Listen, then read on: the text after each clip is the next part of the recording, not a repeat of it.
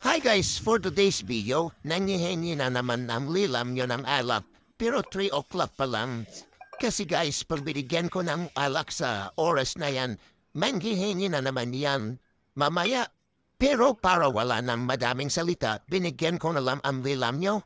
Ako badali naman lang akong kausap, di binigyan ko na lang para hindi na siya mahungulit pa.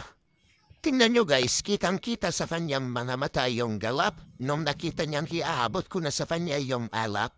O ayan, inom na. Mama, tatlong lagoplap na ba niyan? Isa. Sige guys, magbilam tayo. Dalawa. O may natira pa. Sige, ubusin mo na. Tatlo. Mayon, ubos ang isang basong alak. Yun na nga guys, pagkatapos ng isang oras, pasado alas 4 na yon, nanghingi na naman ng lilam nyo. Nawala na siguro yung bisa ng ininom niya kanina.